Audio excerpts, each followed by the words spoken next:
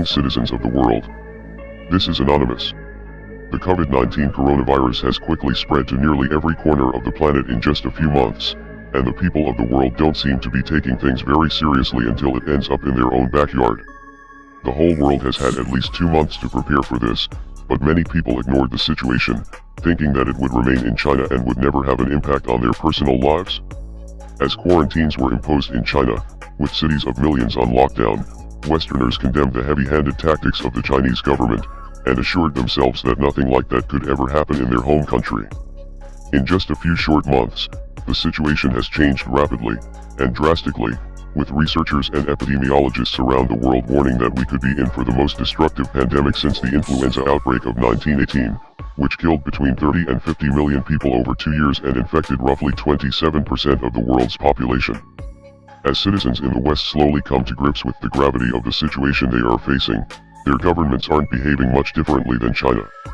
In fact, the World Health Organization has praised China's response to the crisis, saying that the country has set a new standard for outbreak response, and urging other countries to follow its lead in fighting the outbreak. This week, Italy has taken this advice and has placed the entire country of 60 million people on quarantine. People have been ordered to stay indoors throughout the entire country, and large gatherings of any kind have been banned. Even smaller gatherings like funerals have also been banned. At least 50 people in Sicily are facing serious criminal charges after breaking the quarantine order for having a funeral with a loved one. There is also concern that people inside the Italian quarantine zone are being left to fend for themselves. Luca Franzesi, the brother of a 47-year-old woman who died at home, is now trapped in the house with her, and has waited for over a day for authorities to come and help him. He posted a terrifying video to social media pleading with authorities to come and help him. Buonasera a tutti.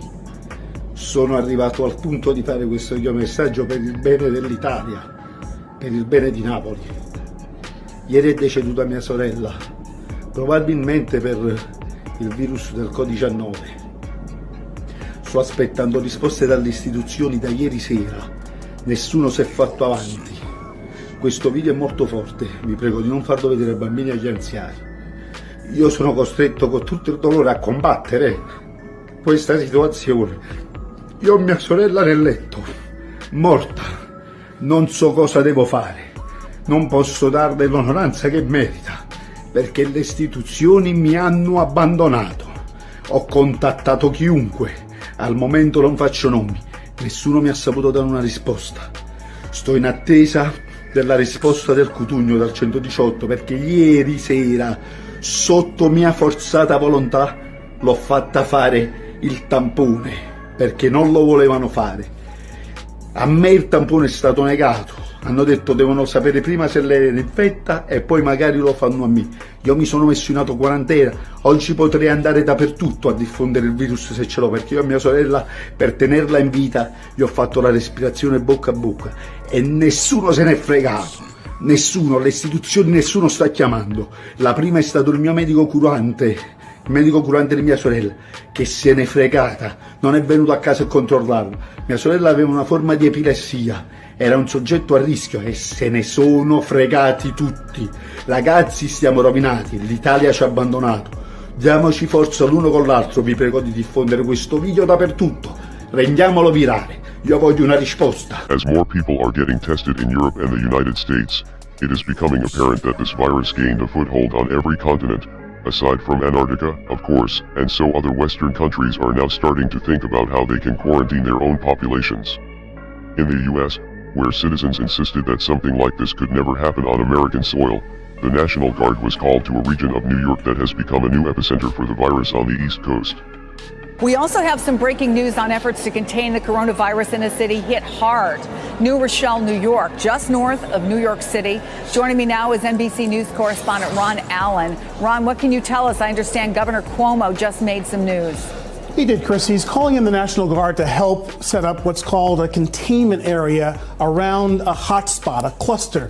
New York Governor Andrew Cuomo insists that the National Guard is only there to help deliver supplies and clean up, but the presence of military troops certainly has many local residents on edge. It was also reported that Cuomo was using prison labor to make large volumes of hand sanitizer to make up for the recent shortage, so it is understandable if some citizens suspect veiled threats behind his flowery promises. New Rochelle is a particular problem. It is what they call a cluster.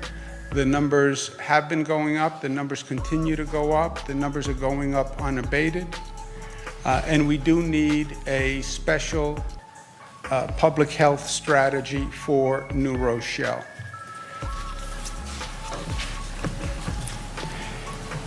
What we are going to do is focus on an area, concentric circle, around the situs of the majority of the cases in New Rochelle.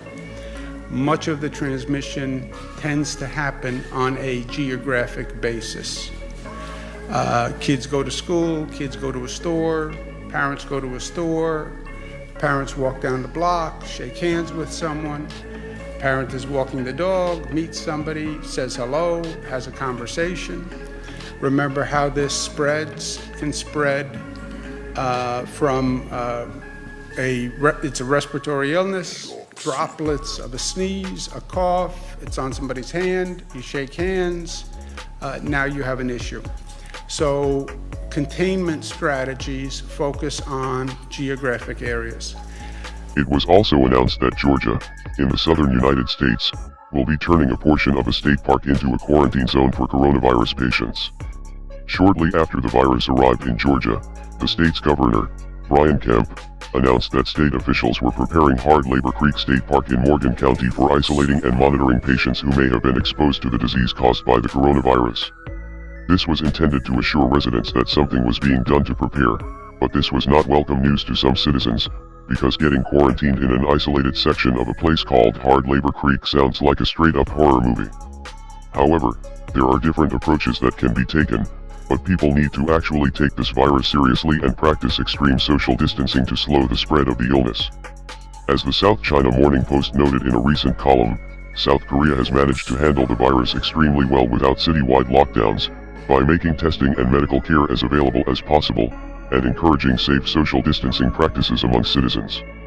We need to stay home as much as possible and avoid public spaces as much as possible until this blows over, and cancel large events voluntarily, of our own free will. These actions will help us to prevent the spread of the virus, and it will leave authorities with no excuses to crack down on the population in the name of public safety. Will others follow their lessons?